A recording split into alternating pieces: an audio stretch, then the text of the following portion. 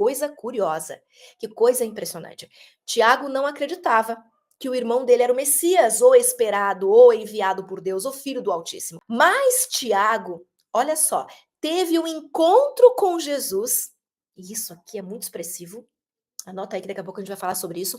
Tiago, irmão de Jesus, conviveu com ele a vida toda, teve um encontro com Jesus, um encontro espiritual, um encontro verdadeiro, daqueles que transformam, sabe? Teve um encontro com Jesus depois que Jesus morreu, ressuscitou e apareceu para Tiago e para outros apóstolos. Como é que a gente sabe disso? Como é que sabe disso, Betina? Se você for comigo em 1 Coríntios, olha só, 1 Coríntios capítulo 15, verso 7, olha o que diz pra gente lá, ó. Tá falando da ressurreição de Cristo, tá? Do verso 1 até o 19, tá falando da ressurreição de Cristo, tá bom? 1 Coríntios 15, a gente vai ler agora o verso 7, diz assim, ó. Depois foi visto por Tiago, mais tarde por todos os apóstolos. Esse Tiago é o irmão de Jesus. Quando Jesus ressuscitou, ele apareceu para os discípulos, ele ficou um tempo com os discípulos, né, ensinando, conversando, explicando, para que eles pudessem sair e espalhar o evangelho, espalhar as boas novas de salvação. Então foi nesse momento em que Jesus aparece para os discípulos, para os apóstolos, apareceu para Tiago. E foi nesse momento que Tiago, irmão de Jesus, se converteu. Sabe, a gente pode ficar pensando que às vezes as pessoas podem passar uma vida inteira dentro da igreja. Presta atenção no que eu vou falar agora aqui, ó. As pessoas podem passar uma vida inteira dentro da igreja e não ter um encontro verdadeiro com Cristo.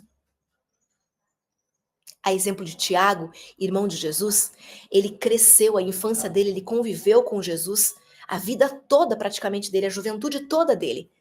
E ele não acreditava que Jesus era o Messias. Ele só acreditou quando ele teve um encontro particular, espiritual, profundo com Jesus. Aí sim, Tiago se converteu. E depois que Tiago se converteu, depois que Tiago teve esse encontro com Jesus, ele passou a ser um líder da igreja primitiva. Ele passou a ser um pastor, ele passou a ser um pregador, um líder muito respeitado. Então Tiago foi um grande líder da igreja. Tiago, irmão de Jesus, que lá no começo não acreditava no ministério de Cristo, não acreditava que Cristo era o Messias.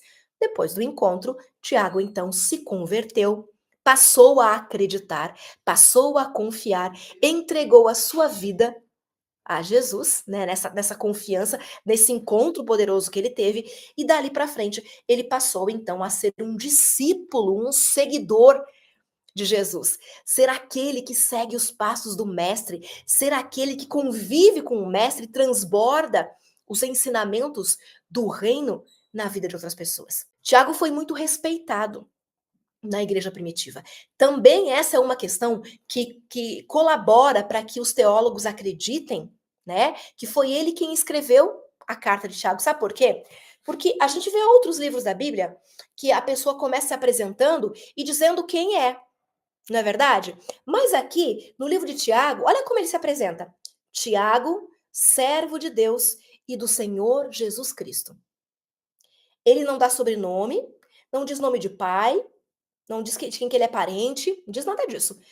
Apenas o nome Tiago era suficiente para as pessoas reconhecerem quem ele era, porque ele era um líder conhecido, ok? E aí ele se descreve, ele se intitula como servo de Deus e do Senhor Jesus Cristo. Olha quanto carinho, quanto respeito, quanta admiração, quanta consideração Tiago passa a ter, porque ele se descreve como sendo servo do Senhor Jesus Cristo. Percebe que ele não fala aqui, Tiago, irmão de Jesus. Não, porque aqui ele eleva Jesus e diminui a figura dele.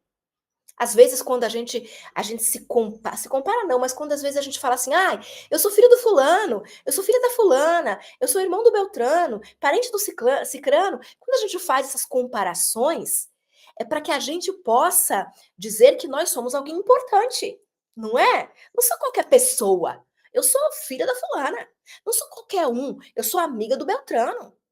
O fulano é meu amigo íntimo, frequenta a minha casa. Já viu gente falando assim?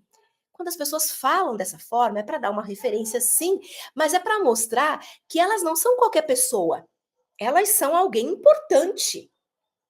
Mas percebe que Tiago, sendo irmão de Jesus, ele não fala, ó, o Tiago, irmão de Jesus, irmão do Messias, filho da mesma mãe.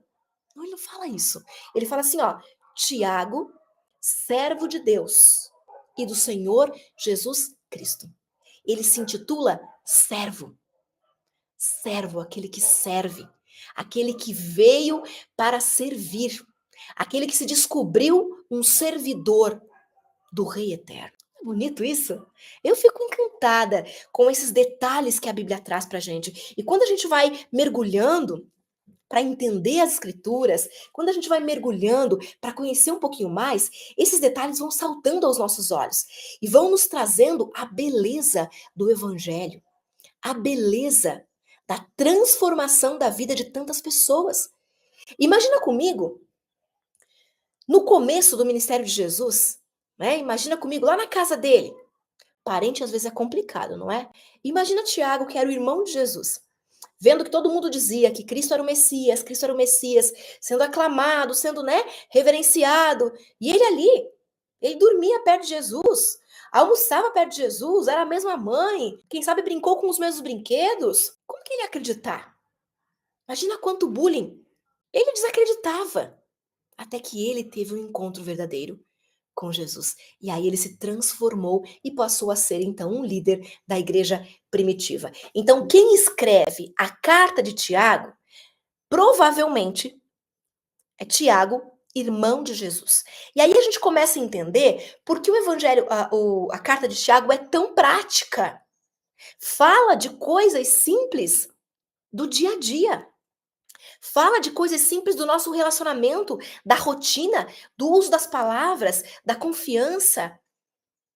Entende? São coisas práticas, porque Tiago conviveu com Jesus. Ele foi vendo dia a dia Jesus se comportar, Jesus tratar as pessoas, Jesus se relacionar com a mãe, com os outros irmãos, com os amigos, com os familiares, em festas, em situações difíceis, né? Serviços funerários, fúnebres, em velórios, em sepultamentos. Ele foi vendo o comportamento de Jesus, ele foi vendo a sensibilidade, ele foi vendo é, esse Cristo no dia a dia. É por isso que o Evangelho, a carta de Tiago, é tão prática. É por isso que a carta de Tiago traz tantos ensinamentos para a gente. Agora a gente já sabe quem escreveu a carta de Tiago, né? Agora, para quem Tiago escreveu? Olha só, no primeiro verso fala assim, ó: as 12 tribos que se encontram na dispersão. Tá, o que significa isso, Betina? O que significa isso? Quem são as 12 tribos? Tá se referindo aos judeus e não aos gentios. Quem são os judeus? Os judeus são o povo onde Jesus nasceu. Jesus era judeu, né? Então era o povo de Jesus. Os gentios são todos aqueles que não são judeus, todos os outros. A carta de Tiago é para os judeus, ou seja, para aqueles que conheciam Jesus a fundo, para aqueles que conviveram, para aqueles que frequentavam a igreja e que estão dispersos pelo mundo. Porque a carta de Tiago chega quando a perseguição aos primeiros cristãos já aconteceu, já começou, entendeu?